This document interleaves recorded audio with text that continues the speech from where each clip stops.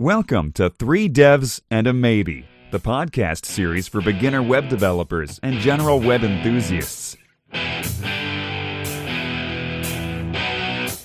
Now, introducing your show hosts, Michael Budd, Fraser Hart, Lewis Gaines, and Ed Mann. Hi everyone, welcome to another episode of Three Devs and a Maybe. I'm Michael Budd, and I'm joined today by the Delectable, I don't know what that means, Fraser Hart. How you doing? Hello. All right, you? Yeah, not too bad. I'm Googling that word. I have to Google that word. I hope it's a compliment, because if it's not, I'm disconnecting straight away. I don't know it's a word, to be honest. Delectable is delicious. Oh, it means I'm delicious, yeah. Extremely attractive. There we go. Lovely. Well, there you go. The Delectable Miss Davis. Yeah, we've both Googled that word right there. I know, yeah, it's just on the top of Google, yeah. Delectable handmade chocolate. Sorry. Hi, Mickey. I'm Ed. I'm just completely... Yeah, Ed. Yeah, sorry. Just Ed. I'm Ed. not delectable. You know, I'm not a delectable handmade chocolate. No. How are we all doing? All right. How are you? Yeah. Very good. Very good. How are you doing, Fraser? I'm fine, mate. Yeah, it's been quite a quick turnaround for another episode, hasn't it? Because I've not been on for months, what it felt like. And then I was on, when was it, Thursday that we recorded or Wednesday? I think it was Thursday. Yeah. Yeah, so twice in 4 days, 5 days? Look at that. Look at that. New Year and all that, resolutions. But yeah. Oh, sorry, my mic just fell over there. Doing all good, thanks, mate. How was your weekend? Not bad at all. How about yours, Mickey? You were at what was it on Saturday you were at? You were at a house? A build your own home exhibition type thing. Completely program related. Of course, yeah. There was like a programming company there who did CAD stuff or something like that. But that was pretty. Yeah, one of my dreams in life was to build my own home. Obviously, I wouldn't do that now. Not I hate to say you may have a house. Yeah, I think you've just gone through. Just destroy it. Just exactly. Demolish the place you've got now. You've already set it all up, done all that work, and start again. But maybe an extension or something. So that was pretty cool. And then I was working all day Sunday, unfortunately. But there we go. That's the life of a freelancer, I guess. So how are you balancing it out then? Do you say you're working weekends as well? Do you try and keep hours within a day, or do you kind of work as and when? I think because I've just started doing this, I kind of said to myself that for 6 months I would just work pretty much 7 days a week. Yep. Wow. So, and I try and make sure putting a date night in there with Abby and stuff, and do all my dad duties and stuff. But as much as possible, just work as much as I can, just to try and get some money behind me, and in case there's any rainy months. But hopefully not. But there we go. That's cool, man. And how's the project going? The big one. Stats okay, one. So that's going all right. But I was just saying to you, and just started mentioning it to Fraser, that I just had this massive issue with this query that I sort of realised that there was a problem there about a week ago, and I just got back to fixing it today. Which was a really weird issue where the query was really, really fast if it knew there was results there. But if I had a situation where everyone knows the where in SQL command where you can pass an array of integers or whatever, and say if it's in this, bring these back. So if I had that and some of those array elements were there and some weren't, then the query would just go through the whole table and have a look. Go into secret scan, and then you just crying at how long it takes, because your data set you're dealing with is huge, isn't it? Oh yeah, I mean, to be honest, while I'm deving, I've cut it down to 50 million, but it's still huge. And I was just playing. I really went back to basics, and I just started reading up about joins again, like inner joins and outer joins and full joins and cross joins. And I couldn't work out what was going on, because really, it was just bizarre. I mean, on the ones where I knew there wasn't any results, it was literally, it would go to the first table, there was no results, but it would still then go and try and join on other tables. I was like, well, there's nothing there. Why are you trying to join? The query planner, the dreaded query planner going, hey, I think that's... Yeah. It's funny you mentioned the joins and stuff, because I do think MySQL only provides you with a subset of the joins you kind of can get that are kind of available in, say, Postgres or SQL Server and things like that. That's so right. You do kind of get open. Yeah, you get open to a whole new world of these different types of joins, and it's a bit like, whoa. Yeah, but I didn't know that you could do like multiple criteria on a join statement. So that was like when I was reading up on Google, I was looking at Stack Overflow everywhere, and then someone was like, well, take it out of your where statement and put it onto your join. So then I was like, well, okay, so I want to join this on this.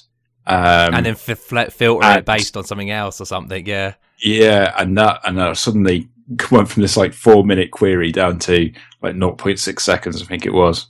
Wow. So it is funny though with that because of the query planner, and like explain analyze becomes your best friend because of being able to work it out. But I found I should put in the show notes actually a couple of good blog posts on it, because when you do an explain analyze for the first time, it does look foreign and alien. It doesn't look the most, and you can kind of get around it a bit, kind of get away with it with looking through and just finding certain keywords and being like, oh, secret scan isn't nice. And there's actually a good online tool for Postgres where you can actually you just copy in your explain analyze dump and it will give you a nice output of it.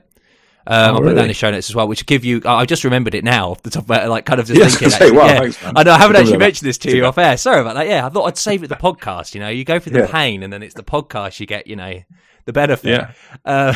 Sorry about that. But yeah, no, this is a really cool website. Actually, I just remembered that it does actually do these kind of things. I haven't used it in a while, but yeah, no, I'll put that in show notes and send it to you as well, or maybe I'll make you wait for the show notes. Ooh. That could be interesting. That's just mean though. But no, so this is the trouble. And we started talking about, didn't we, Mick, before starting the show, that kind of like the query planner is a really weird thing because it's such a black box that, I joked about, a thing my boss had last week where, it's limiting by 1 and limiting by 1,000. And then the query planner would decide to do a different route and it wouldn't use the indexes and stuff. And you're having this issue where, as you say, like you do it on something that, you've got heuristics on the data. So something about the data. Once you know something about the data, you can then do a different query on it and stuff like that. And then obviously the speed gains. But you kind of, the trouble is you can't really do that. You need this kind of consistent, result. And I think the problem is that because you don't control, it's almost like, I'm kind of thinking it's like SQL is a declarative language and it's quite high level because it's just, it's really beautiful in that you just tell it what you want. And, it's very easy and it's such a good abstraction on that level. And, it's kind of, there's obviously the standard base on, SQL Server and all of these databases use the same SQL, even though there's a couple of things, but, you use the same common syntax. And then each engine then obviously passes it and decides which paths to go down and stuff like that. The trouble is that when you get into these big data sets like you are dealing with now, you actually probably want more fine-grained control over what's going on. Like you actually want to say, no, use this index. I know you should use this index. Like, don't have to aid it. It almost feels, I don't know whether I'm right in thinking that that's the only way you can do it. I don't know whether you may be able to kind of aid and say, look, I want you to be using this. Whereas what it does feel like you're doing is just trying to tame it and trying to be like, kind of massaging it a bit, which sounds a bit weird, but, kind of into the right way, like saying like, oh no, you really want to go down this route. And by that, I'm having to tweak the query, even if it makes it look completely unreadable, just so I can kind of force you to go down, in this query that for this specific, database engine, go down this query path. And it may change because if you change the limit on it, it will completely do a different one. So it is interesting and it's funny how I've only kind of just realized like this kind of pain with databases. And I think it's probably because I've been doing more with them because, back in like our old job and stuff, kind of working that kind of in that domain really is kind of like, it is crud stuff and it is just persistence and you don't. And we really had do Jez much. that we could go to as well. That's it. Exactly. It's like I'm struggling with SQL query, like quick email to Jez, it'll come back in 5 minutes. Yeah, he was pretty good at that actually, wasn't he? Yeah, because he had a job for a number of years working as an SQL developer. If that's right, yeah, like database something or other. And while I've kind of paused there as well, can I ask like a bit of an elementary question, like for a friend? What's the query planner? So essentially, what happens? That's honestly, like, this is the funny thing, right? Is that I didn't know about it until this year when I was starting, like, doing really hardcore stuff at my current job. Yeah, kind of looking into this stuff. So essentially, you've got your SQL, and what happens from there is that then gets converted down, and brains of it, the query planner, essentially works out what it should do and how it should actually go. So it's almost like the implementation. You really don't write how it does it. You write what you want it to do, which is that declarative format of saying, I want you to select this. You don't say to it how to select it. So the query planner goes along and it does all the clever stuff of saying, all right, well, this is our data, these are our indexes, this is the query you want. What is the most optimum, in quotes, way of getting this? Yeah. The trouble is that you're the best person to know in some regards of that stuff. Now, it's nice most of the time to leave it to the query planner, but as we kind of bring up, you get these issues where you kind of do find that you're kind of beating your head against a brick wall with it, where you're like, I don't know why it's deciding to go down that path, this query. And what you have to do is tweak the query, and maybe write it in a slightly different way, just so the query planner, which is the brains of working it out, is deciding, oh yeah, no, actually I will choose the way you want. Because if you do an explain analyze on it, explain analyze just shows you the path, or like the way it's going to be building up the query. So it's going to be doing like selects on this, it's going to be doing it's like sequence scans or an index based search on this, and it's how it's going to build up the query. There's many ways of being able to, in typical, when you get into quite advanced SQL, there's loads of ways it can go and decide what to do. And, obviously the thing is that, that query planner is optimized for the generic case. It's not optimized just for your case. So you really, I was just thinking, like, it would be quite nice if you could actually give more aid to the query planner on, like, saying that I really want you to go down this route instead. But as Mickey was saying, like, I don't know, you've had some more issues as well. Like, is it all based on this one data set you're currently suffering with, Mick, or is it kind of, have you had a couple of issues around like kind of this area? No.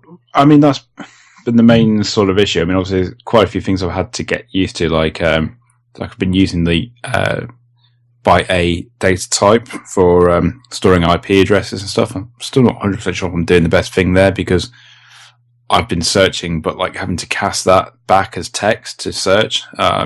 So I think there's a lot of things I'm probably doing wrong at the minute. But yeah, I mean, most of the stuff that I'm having problems with, I think, is just because I don't know enough about Postgres, rather than, me blaming Postgres for stuff. But no, I left before Fraser, but I exactly the same as you. I had no idea what the query planner was either, to be honest with you. Because we just essentially, you give SQL to the database, it does the hard work of working it out. And it's only when you actually get these, you have these queries that you want optimum performance from, and you realize, we're going slow. Because, this was the thing. So when I eventually learned, when we went, when we worked at our previous company, indexes. Okay, you get a slow query, just add an index to it, and it'll go quick again. And then you realize, it doesn't only work like that. Or, because in the MySQL days, using that, it was just like, you only got an index and that was it. Yeah. Then you go to Postgres and you've got these other indexes where you can do like partial indexing, and you can index on certain areas and stuff, which makes it even more advanced. And then you have to go down the query planner route of actually being like, okay, I need to look at how this query is actually being generated and built up and actually run. And then that's when you get into this fun game of trying to play with this black box that is the query planner. But no, I think that's one thing actually this week I really want to do, is to kind of look into kind of, is there ways of being able to go in? Because I know that you can, with Postgres, there's really good bindings for things like writing stuff in their P-SQL language, their Postgres SQL language, and also even in like JavaScript and stuff. So I don't know whether you can write, it's almost like writing SQL queries that then have maybe aided by code a little bit to help you kind of decide what to choose within the query planner. But I don't know whether that's possible or not, and you just kind of do have to go through this kind of a knowing, because I do think you just become very familiar with what's good for that database. Because I know that in my SQL terms, like in a more generic case, which is my SQL, I was like, never do inner selects. Inner selects are bad. Always do joins. Always do a join, always do a join, always do a join. If you can do a join over an inner select. Well, actually in Postgres, I find it's the opposite way, where actually inner selects is actually sometimes better. Doing a select within a query is better than, like, because it seems to like produce a better query plan as opposed to what would be better for MySQL. So it's a fun game. It's a fun game you play with databases. And it's only happened. I mean, it's happening with you, obviously, because you're dealing with like millions and millions of rows at the moment. That's insane. Yeah. So, how many do you think you're going to be dealing with in total when that's all said and done? I think the live data set at the minute has about 190 million records.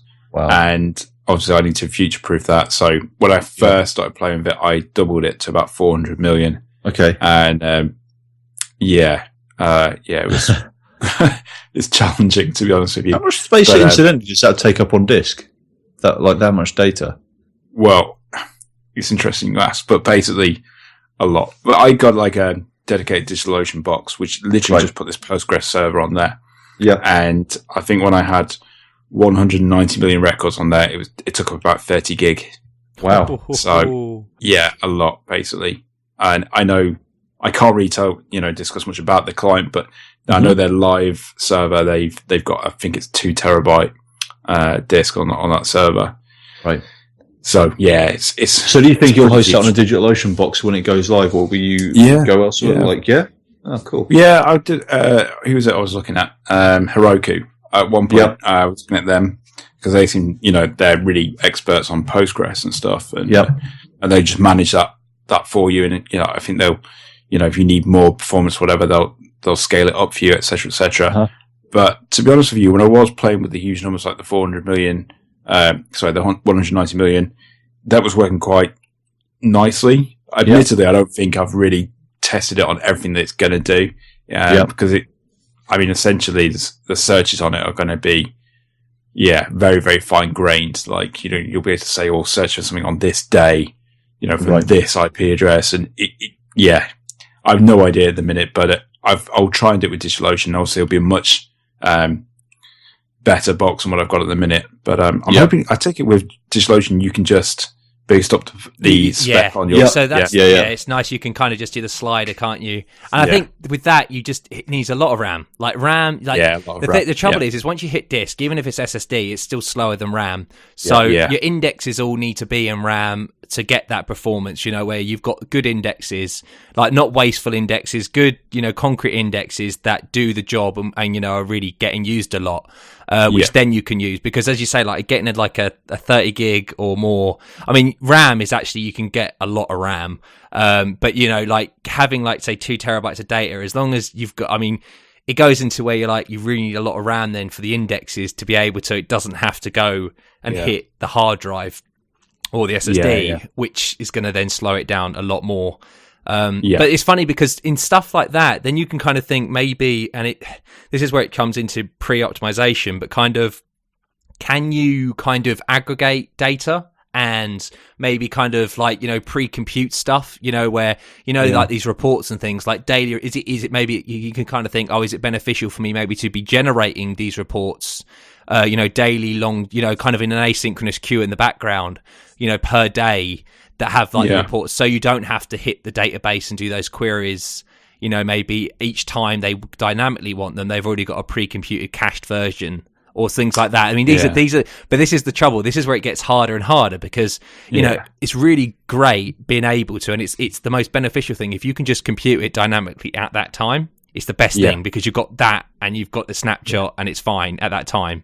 Whereas having these pre-computed in the generated beforehand. Here's something I made earlier. I don't know whether that's changed or not. But maybe for daily based stuff, like timeline stuff, say did this happen? Once the day's passed, maybe you can just do snapshots and kind of do these projections and things on it and cache those projections. Absolutely. Yeah, I think you're absolutely right. But I think one of the things I've benefited from is actually having a poor spec box because I think what could have been very tempting would have been like, this query's slow, let's quadruple the RAM. And then you never really would have got to the bottom of the problem. You've just been throwing that's a really good point. Resources at it. So actually doing it this way, just squeezing every bit of performance you can, then when you do scale up, then that's you're going to really good point. Yeah, because you're essentially trying to limit yourself.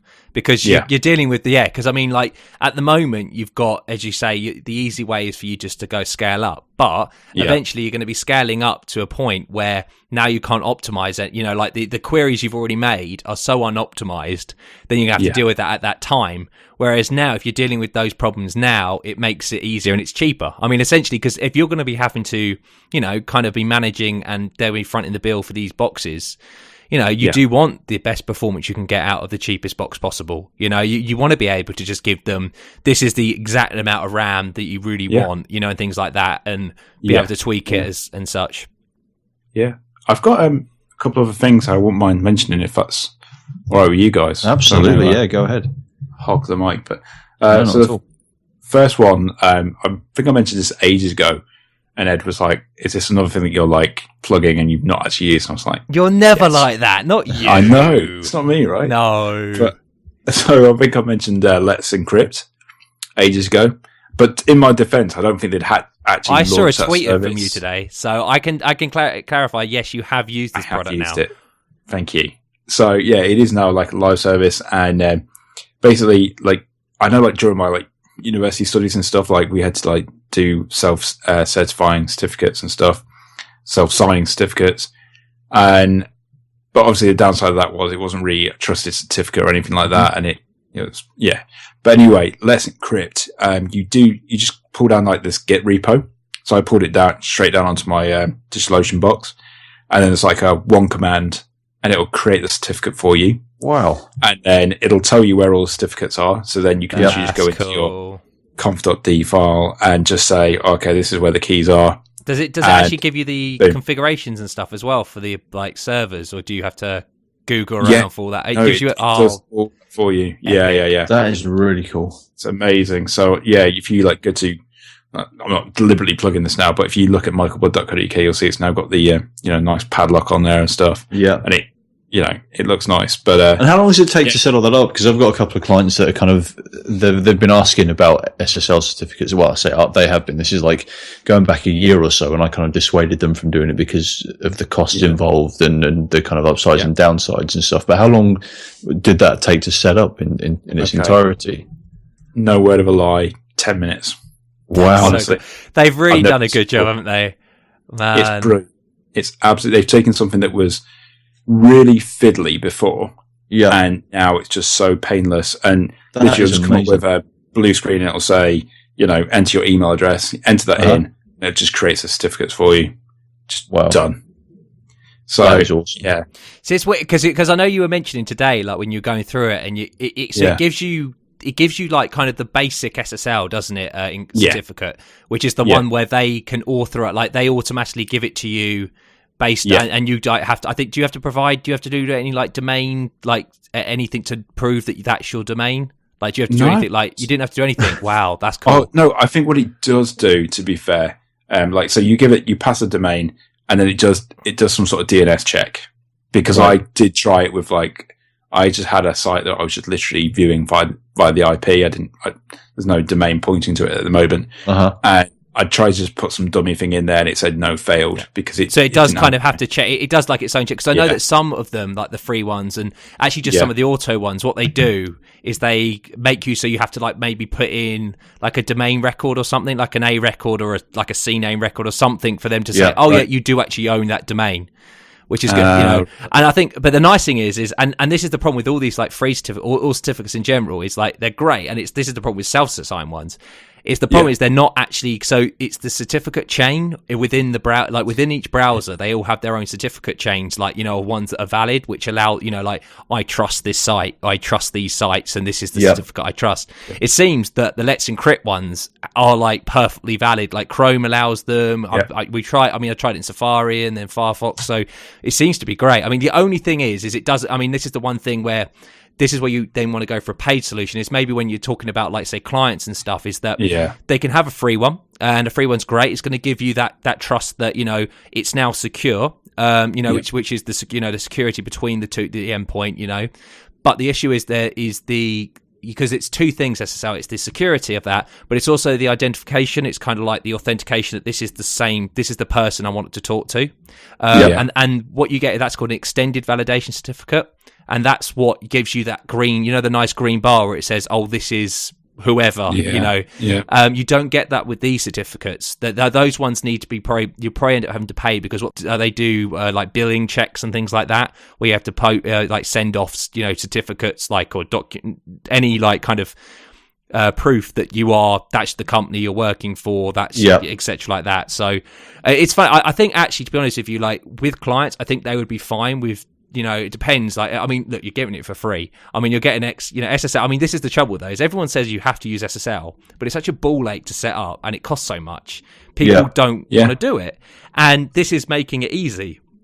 I know there was a company that we had at our previous place where they actually already had bought an SSL certificate, and they decided, we really want to use it, and we spent ages trying to set it up on our box. Now the trouble is that I think this was having to support something like IE6 as well. The trouble is the newer browsers allow you to have multiple. They do it on. I can't remember what the technical name is, but they allow you to have multiple certificates for different virtual hosts. Because the nice thing we use is we have the same IP address but different virtual hosts, and it gives you back something different, so you can share the same server.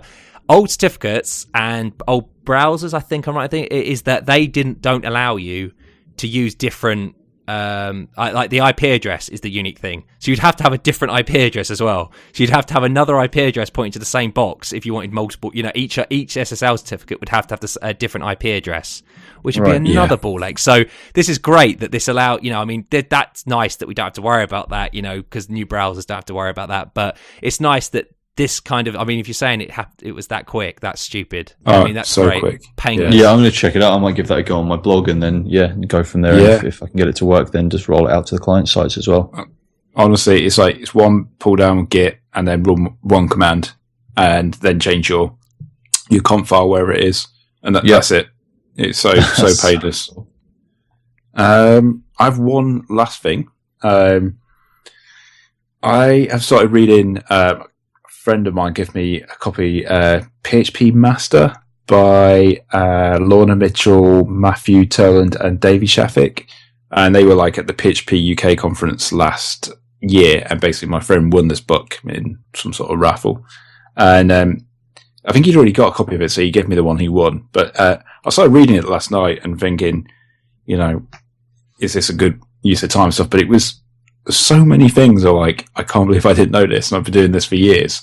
But it's genuinely, it was a pretty good read. But there was a couple of stupid things. Like, you guys probably know this, but like I've seen it before. But apparently, like in PHP 4, like you didn't have like private and protected methods, that kind of things. Well, they're all protected. Were they all public then? I never used PHP 4. Yeah, I know. I feel we missed out, but that's where the kind of the idea of __ then your method name came.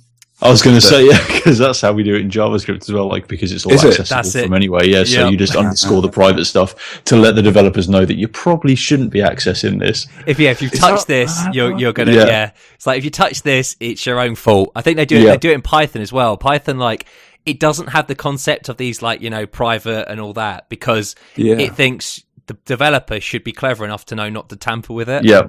Which is a fair enough point, I guess, isn't it? Yeah, I think it's if you're going to play with that, then you're playing with fire. Yeah, give you ultimate flexibility to do what you want, but have some conventions in place to say that's probably not recommended. But if you want to do it, what you're doing then, knock yourself out. Yeah. Wow. And the other things were, so there's some magic methods __ get. Did you know that? I think I've seen it. That's funky, isn't it? Did they give you any good examples? Because you can do some really powerful stuff with it, but you can also make some code that you just have no idea what's going on. Really? No, they didn't really give any good examples. Because I never knew it existed. So what is it? It's like the ORMs and stuff. When you get like those fluent builders, you'll see I know that Ruby did it a lot, and then when PHP got it, we kind of added it into our ones. And where you can do where, you get like those nice methods where it's like, where that equals, where name equals. Yeah. So it actually builds up, so you can it makes like the method calls, you actually can dynamically make those method calls, it's like where name equals, and then they pass it. Yeah. And that's how they do it. So they're not actually real methods. What it's happening is because of it's dynamic, and it's because it's really what OO is, the passing of messages. It's just passing that message name, saying this is the call name, this is the method name you asked for, this is the arguments. Do what you want with it. Cool. And the other things I was reading in there was there's a little section about service architecture or something like that. The idea that websites are changing now, and really you've got like this layer which is just really all about the logic, and then everything else is kind of separate. I can't think what it's called now. It's like SOA. Yes. Yeah. See, that's a weird, because it's interesting, because that's like the API stuff, isn't it, that you're doing now? You were talking about last week with the clear boundaries, and I thought that was really interesting last week, where you were saying, like, I think that is, having these APIs and thinking in APIs, specifically, it allows you as a developer to kind of, it allows you to split up the problem, because displaying the problem and, kind of that front end stuff as opposed to the back end stuff now becomes a clear division again. Because I'm giving you this data back in a format that's the only visual I need to care about, and then you deal with it in your own way. And I can see, people take it to the extremes, where even their systems, even if like maybe what happens is they have this API, and that API is then used. Even the website doesn't use the API; it uses the API to interact with everything. And I think you were kind of hoping for doing something like that, weren't you? Yeah. I mean, exactly. It makes sense to me now, actually. I think that's a good way of doing things. But the other thing I spoke to you, Ed, about was like this whole, like, the fluent interface idea, like with these big, long sort of chains of things, like sort of this object calls this method, which returns another object. Yeah, return this. You can return this, and then, hey, you can build up this fluent interface now. Yeah, and to be honest with you, I'm not sure I like that anymore.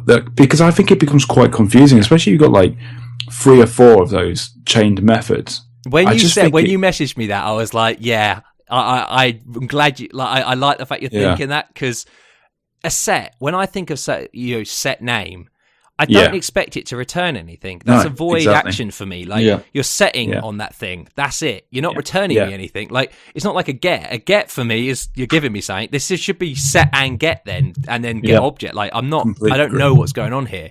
And people do, and I was, villain to this kind of thing, where I was like, let's just return this, like, because now I can do these really cool chains. So I'm like, set this, and then, do this, then do that and stuff. And some people, I mean, I've seen actions, and probably from my own stuff actually as well, so I can't just say it's other people. It's definitely me as well, where, you do something and then you just return this because you may want to chain 2 actions together and it looks good. And it's like, no, then that should be its own method, and it's really bad. Like, it returning this is bad, because you're essentially I personally completely agree with you that with these fluent interfaces are really good for certain things like queries and things like that, and actually they're good in some regards, for like these nice APIs you want to build, where you have like these clear methods, and you want to be able to build them up, but typically they like builders, and I think we spoke about that, didn't we, where it's like, well, build a pattern is great for this, because what you want to do is you want to be able to compose, and you don't know what the user wants, so this chaining is great for that, because it allows you then to be able to kind of build up, and then typically what I found they use is something like with instead of set, because it makes sense with this, and then return, and it gives you that kind of, even if it's a similar word, it just gives you that a with, for me, with that is likely to return itself with that, as opposed to a set, it's going to be like, well, no, that's a void action. Yeah, I completely agree. I mean, the method should have some description of what it does, rather than, I don't know, like you say, like set weight, you wouldn't expect that to return something other than maybe a Boolean, just to let you know it works or whatever. But I think you've got like 3 or 4 of these, and then suddenly keeping your code loosely coupled becomes a bit of a nightmare, I guess. Well, because you're allowing the user, you're allowing the person who's using your code to essentially kind of make, really kind of lock what the code is, how you can change the code as well, because they're able to be so flexible with that code, you can't really change it. Now you can't return, you can't now just get rid of this. You can't, because they can return this, and this is the whole object. It's not you're returning like a subset of the object. It's not like you're returning a Boolean. You're returning the whole thing, and it really does make refactoring and stuff really hard, because you've given them this flexibility. You've essentially given them everything, and now you're asking, you're committed now to expose everything, which is a really horrible thing. That's what I do prefer. Really, I mean, like some cases actually, and it was a case like with some stuff I was working on last week where we had this like there was a method that needs, like, it was like we have is pending review, is pending, is accepted. Now is pending only needed to be used, and really was kind of a helper method. It was only ever used in the private sense of that it was used within the class, so it was a helper essentially. Now exposing that, great, you can expose it because it could be useful. well, no, let's just make it private now because it only gets used here, and there's no point in making if it doesn't use if when it gets used, then we can make it public. It's cheap. Making something public after it's been private is really cheap because it's brand new, as opposed to making saying because if I was to look at that code again in a couple of weeks' time or months' time, I'll look at that public method, go is pending. I'll be like, that gets used somewhere. That must be important. When really, it's just me going, oh no, I'm being really nice. It's being stingy. I think you need to be very stingy with your code. Like what you expose and the API you give, be very restrictive on that. This is exactly what you get, because it makes refactoring and changing it and kind of updating it and being able to, amend it and stuff at the end of after the fact, much easier. Yeah, completely agree. That's all I had to rant about anyway. I'll stop hogging the mic. But is there any update on Space Beer Cave? Yes, Space Beer Cave. Has anybody sent in because I don't have access to the Twitter account anymore. Don't you? Because I reset my Mac and I don't have the password to reset it back up. So have anyone sent in a score yet? Unfortunately not. I could lie. I didn't think so, yeah. I have. So it's basically it's a pretty easy competition then if anybody wants to get involved in it. I might as well put it out there again. But to reiterate, basically I put a game out on last week and it got approved into the Apple App Store. So I'm doing a little competition. It's called Space Beer Cave. So anybody was it the 4th of Feb that we said? I think it was. The 4th of March. So send in your high scores by the 4th of March, and whoever has the highest score, I will send you a 3 devs and a maybe t-shirt. And it's as simple as that. So you're pretty easy to win because no one's actually sent one in yet. So and if not, I'm winning. This is the thing. Like, I will win. So if you don't, then Ed will win, and he's already got a t-shirt. So it's been greedy. Yeah. How you doing though, Fraser? How's life treating you? It's going really well, mate. To be honest, I've had a pretty productive end of last week and start of this week. It was kind of just reiterate what we were saying about TDD and stuff with Lewis that he brought it up last week. I had this really scary. Don't you get these projects that when they're briefed to you, you kind of you start to have a bit of a panic, thinking, "Oh, I don't even want to touch this because it's going to be such a difficult project." Yeah, and you're like, "Can I do this?" You get the fear. Exactly. Yeah, and it was completely one of those. Like we had the whole the end of the previous week and the start of last week, it was chats with the director saying, "Oh, we need to change this." So basically, the industry I work in, we build online betting platforms. So one of our biggest web apps it's an online sportsbook for like a government market essentially. So the sportsbook is owned and operated by a governmental organisation. So it's basically it's pretty high profile. It gets a lot of traffic and stuff. So there were kind of major changes to the way the bet slip works. And the bet slip, for those who are not initiated, it's essentially your shopping cart. So it's the big part of the application that you can't have go wrong because loads of money will get lost and what have you. So it was one of these things. We spent such a long time specking out that it just became such a big black cloud, and it was like, I'm genuinely scared to start work on this. But it was kind of, so we wrote the project down and we decided what had to be done. And it was just kind of to help the user experience because there was a few quirks that weren't really helping the kind of the user's flow, and people were able to kind of bet in two separate tabs. So if you had two tabs open of your browser, then you could bet, but then you'd get a result coming back from one of your other tabs and all this kind of stuff. So there was no compliance issues, but it was a bit confusing for the player. So we came up with these changes. And like I say, it was one of these things. It was horrible. We spent about a week specking it out, for 5 hours a day, having chats and meetings of what we had to do and how we were going to go about it. So it was myself and some other developers. That sounds intense. It really was. Yeah. The project owner, the MD of the company. So it was quite a stressful time. And then I finally got around to sitting down and doing the work, and I was like, okay, right, going to do it full TDD because it's a project that we've had. Well, I've been with the business for just over a year now, and they've had this web app for about 3 years now, all written in Backbone.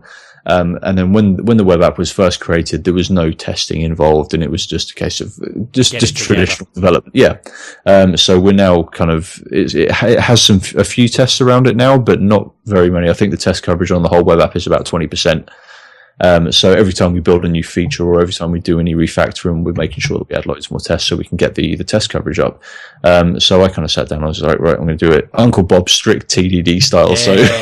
Yeah. So but this horror project that I thought was going to be horrendous was a breeze. Like it's all because of TDD. If I'd have sat there and tried to do it without putting tests in first, it would have been a horrible thing. But sitting there and writing a test, like writing what you're expected to get out of a function and when you call it and all that kind of stuff, and then actually sitting there and doing the whole kind of like red green refactor. This thing that we'd spec'd out for a week that I was convinced was going to take me 2 weeks to do, banged out in like 2.5 days, and it was perfect. So it went off to QA today. As far as I know, it's not going to have any issues, but obviously QA are the ones that are going to push it to. Well, I think you've got the most confidence that you can because you've seen green as well. I mean, absolutely, you've got a test suite. I mean, this is the thing: as like a developer, you can be more confident if you've got a test suite behind you that you've you've done the best job of being able to say like you've just you TDD'd it. So everything's guided by the test. So everything in fairness should be tested. So that's awesome, man. But it felt really good as well. The whole way along the process, it was kind of like, actually, this isn't that bad, and to the point where I'm really enjoying this. And then to ship a bit of code off that you're confident. That's it, and you're proud of as well. You're even proud of the test suite, aren't you? I find I'm actually sometimes more proud of the test suite. I'm like, look at this. Yeah, like look at that. It's covered. Like, when you look in your CI interface, and then you see the kind of like the line on the test graph. Yeah, you're like, look at that. It's like, don't worry about the code. Look at that. Yeah, look at this. Really. So that was a bit of a major win. So another pretty interesting project I'm working on at the moment. We've just opened a new office up in Newcastle. So for the launch party, we've decided that we're going to do some stuff with like eyeBeacons. Ooh. So we've got a bunch of Raspberry Pis, and we've got a load of Bluetooth dongles attached to these Raspberry Pis. So we're basically doing a system where everyone who comes to this event is going to be issued an eyeBeacon, and then we're going to do a lot of kind of like games and stuff around the eyeBeacon. So I've been working on kind of like I don't say triangulation, but it's trilateration. So it's basically. Wow. We can detect roughly the distance of a beacon from one of the detectors, which is a Raspberry Pi. So we've got like a number of these set up around a room, and we're using Socket.io to basically every time we get a ping from one of these beacons, we ping it up to a central server, which then kind of works out exactly in the room where somebody is, and based on wherever they are in the room, we perform some action, or there's a number of games and stuff that we're doing. That's so cool. It kind of like feeds into that. So we know where people are within the room, which is really kind of cool. So I've been writing algorithms for that, and then kind of like making some nice front ends for everything as well. So I'm using Fraser again, as I have done with the slot game and with Space Beer Cave as well. It's a great framework. Absolutely love it. So all the kind of the visualizations are done with that. So we've got lots of animating things and lots of balls and lots of pop in and lots of kind of tracking people around and trails of where people have been and all this kind of stuff. So it's been a really, really fun project to work on.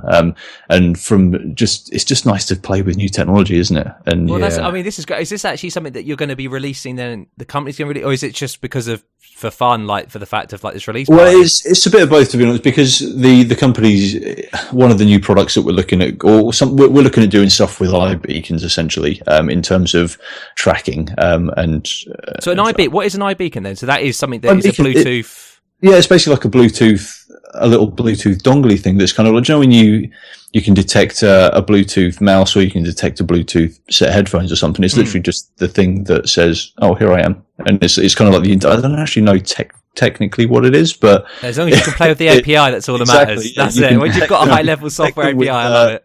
Yeah, with the Raspberry Pis, and then you can work out where someone is, and it's really kind of cool. So that's been a hell of a lot of fun. And last time we spoke, you mentioned as well about the error logging for the front end. Track.js. Yeah, so I sent an email around to the web app team, and we basically kind of said that I'd been speaking to you, and we'd discussed it, and you'd really recommended it. So I had a look at it. So I don't think we're going to go with Track.js, but I think we're going to roll our own something, because just the concept of actually being able to track your errors and have something. I think you're definitely worthwhile. I mean, exactly. I think the nice thing about having your own one is that you can be very personal on what it is. Where you're able to, specifically if it's like a gaming appliance like that, where the intricacy. I'm not even going to bother saying that word. Intricacy. That's the one. With that is that it's going to be quite, in depth and things. So having your own one where you can log certain aspects of it and stuff is a good idea. But logging in general is a great idea. Yeah, I don't think we're going to go down the route of having like a whole interface to actually see what's been going on. But I think just logging everything into a text file so that if any kind of queries come to us through the customer, we can see what's happened on the front end, what's happened on the back end. Because we're logging everything on the back end, so it'll be nice to pair everything up and see if there were any errors or what have you. So that's definitely something we're going to be rolling out sometime in the next couple of weeks, I think. That's awesome. And like with the testing, with this like new feature that you made, like were you pairing or was this on your own, like solo PDD? We'd actually intended to pair because we've got two web apps for two different governmental organisations anyway. So they're different countries. They're not in the UK. Like one's in North America and one's on mainland Europe. But they run a similar bit of software to each other. So the idea was myself and the guy that works on the kind of the sister bit of software because I work on the North American one, he works on the European one. So we were going to sit and pair and do that, but he had a lot of other stuff to do anyway. So I cracked on. So I'm going to sit with him tomorrow. He was out of the office today. So I'll be sitting with him tomorrow and kind of pairing with him and showing him what I've done so that we can implement that into his web app as well, which is cool. Yeah, that's really and because I think with TDD for me, it's the first test that's the hardest. How do you find with that? Like, are you good at? Because I find that I'm very much like I don't know where my test should be. Should it be a high level test of being like this is how I want the whole thing to be? Should it be a very specific test? Like should I don't know. Like how do you roll with that? Yeah, I generally do it like quite specific, like not too high level because it's not a case of. I generally just put a test on every single function that I write. I will write a test for. So I'm trying to keep my functions as small and as kind of do one thing as possible. So you chuck a value into a function or you chuck a couple of values into a function and you expect something back. And that's basically how I'm working with it. So I'm not kind of testing the whole end result. But yeah, the individual parts are all very kind of, very robustly covered.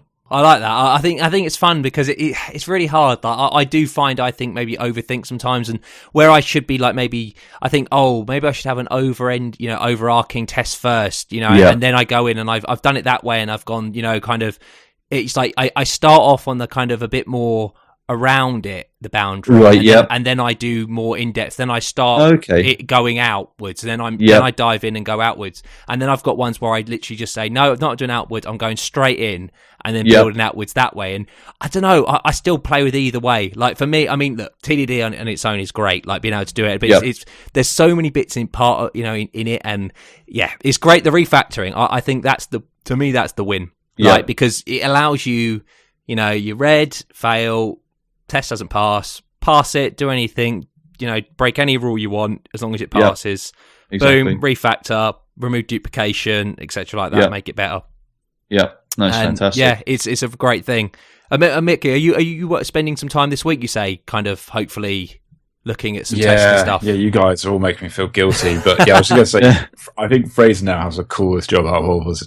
I'm envious. I know, it's playing with Raspberry Pis and like these eyeBeacons. I just really love it. That was good. I am having a good time. Awesome. It's fantastic, Oh, that's good. I'm happy for you, man. But no, to be honest with you, just looking, because like Laravel has obviously got its, its layer on top of PHP unit, lots of tools for that. So I will be this week looking at that, to be honest with you. It's just usual kind of thing, like clients pushing for certain things. And this is the trouble. Clients don't think a test. They assume that your code is going to work. Like their answer, their response to you saying I need to test this is like, well, surely you're already testing it. Like Yeah. And it doesn't quite work that way. Like, software isn't exactly that way. You know, they look at features as a success. They won't see a test suite as a success. Whereas we would be like, that's awesome. You've got a test suite. This is the best thing ever. This is a win because now, you know, we've got this more, you know, confidence in our tests. Like, we can go home knowing, look, well, it's passing all the tests. And and the thing is, I find is, you know, it's like, oh, if we find a fail, if we find something that fails in production,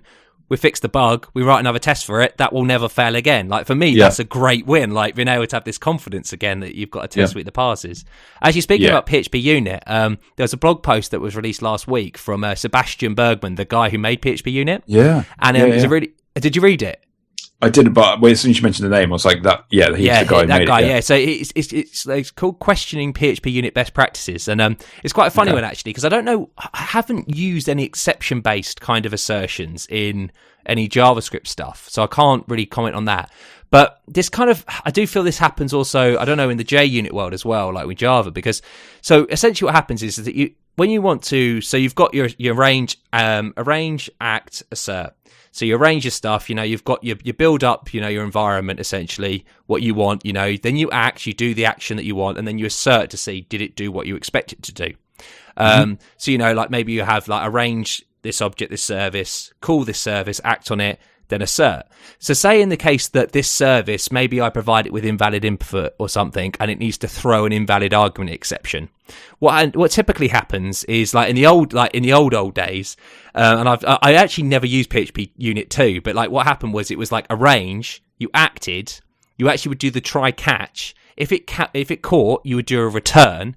Else, it would the assert would be a fail, saying that we expected this exception. So it was a bit of a hack where essentially you're kind of using the try catch in short circuiting because you wanted to say, look, we want this exception.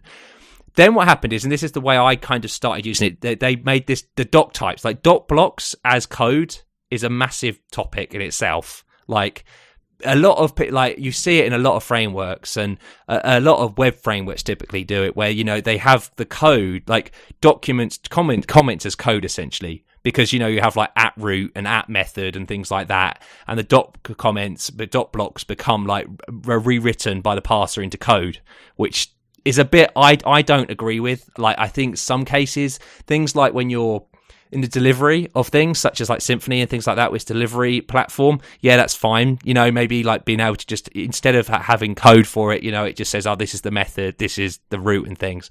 But one of the ones that I did use and you kind of end up having to use in PHP Unit, there was another way, but wasn't the best, like was using expected exception. And it would actually be at the DocBlock level. So you do, which is really weird, it would be a DocBlock on the test saying, at expected, I expect, invalid argument. Then you do the arrange and act, which is a bit weird because the common pattern, and I'm sure you know this phrase, like when you're playing, when you're doing it, is that, it's arrange, act, assert, and you expect it in that order, as opposed to having an assert in the DocBlock just seems a bit weird. So that kind of became the norm. But finally, what's happened is that it's funny, like he's admitted that wasn't the best way. And it's really interesting kind of like going through this thing is, people make mistakes. Like, these APIs that we use, these projects we use on a day-to-day basis, some people make mistakes and like, they decide on one way and then a couple of years later they realize actually that wasn't the right way. So, what's happened now is there's a new best practice in essence, it's called expect exception, and essentially it is just doing it the old way. Well, no, it's not doing the old way, but it's doing it in that what you do, and you could do this with the old set expected exception, which is what was actually underlining the expected exception DocBlock. But what you do is you do your arrange, you do your assert, and then you do your act. And it's essentially removing the DocBlock comment as, the comment as code issue, which I am more in favor of, to be honest. I think having it like in the code makes more sense than having it outside in the DocBlock, because I don't know, but what do you guys feel about that? Like DocBlocks, these comments as code. I don't know, because you see it, I suppose do you see it much in the Java script world? Like, I know annotations and things. I don't know if you do, like with annotations, like I know in Angular they do annotations and stuff, but I don't know whether, like, I mean, I know, but what do you feel, like in PHP, Mickey? Like, kind of, do you like, and even Java actually, like the kind of DocBlocks as code? Yeah, I don't have any problem with it, to be honest with you. I quite like it. I think it helps explain, I guess. See, I'm really against it. Like, I think for me, like, the trouble is if you make a code, like the trouble is, and you'll find this like in a lot of Java things where it just became that the comments, like it's like XML config options. Like it's great to have that option, but then these configs just became like masses, a big ball of mud that then is like essentially you should just write into code. Like you want that to be code instead, which then can have the benefits of code, which can be, syntax highlighted. And, it's kind of like the understanding of this is, can I compile this code essentially? Whereas with annotations and things like that, you kind of get, it's a hidden level because it's abstracting on top and it's just making this comment, which any comment you typically think of isn't code. Like it doesn't matter what I write in a comment as long as it's a comment. It can be plain English. It could be a bit of code. It could be anything. Where what you're then doing is you're kind of making that now a kind of design, language primitive. You're saying that now becomes magic. And that to me annoys me a bit. And I mean, this is the trouble with using these DocBlocks and things like, I probably should be saying, well, then I should start, I've said like, in delivery, it's fine. And I do believe that's okay. But I think with things like this, like I'm fully, with the fact of like saying, making it expect exception and it being within it instead of having it as a DocBlock. I think there's some big wins though. I mean, like, for example, like I was using the, I don't know what API doc thing that just automatically generate my API documentation. Yeah, I'm okay with actually. Like that to me, like the DocBlocks like that is fine. Like having like the returns, like you say like this is my parameters, this is my return type and things like that. That I do think's good because that's not code really. I think it's like when it gets into like at and then some magic. Like inject this and stuff. It's like inject because you see that in Java. And you're like, at inject this. And you're like, what the hell does this mean? Like, what is this doing? And it takes you end up having to, it's almost like it's got a pre-process where you have to pre-process that code, like, and then look at the intermediary before it gets run, which is then the actual stuff.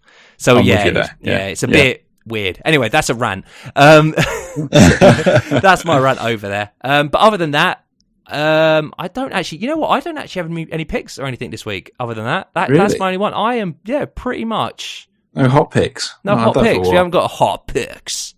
Yeah, have you got a sound effect for that? Oh, sound effects are gone now, right? There's no sound effects today. I thought we were going to have an episode where we wouldn't think about sound effects. Was that because of was that the cause of the robo situation? That may have been the issue. It was my fault. I tried to bring sound drops in and it didn't work. Well, it did work. It's just I decided, I played with the configuration, the settings before the podcast. I just started recording and then it wasn't only until the day after when I started I'm going to just edit this and I realized, why am I echoey? I went, oh dear. Yeah. Whoopsie. Well, I'll let you off.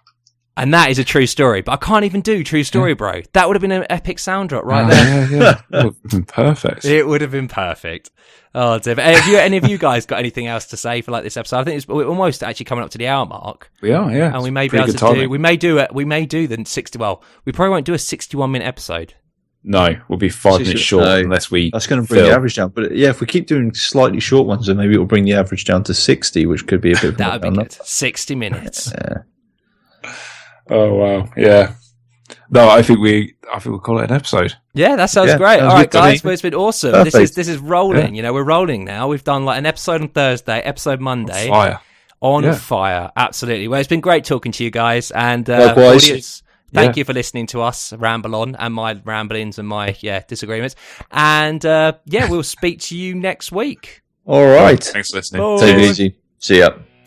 You've been listening to 3 Devs and a Maybe. You can contact us at contact@3devsandamaybe.com or follow us on Twitter at 3 Devs and a Maybe.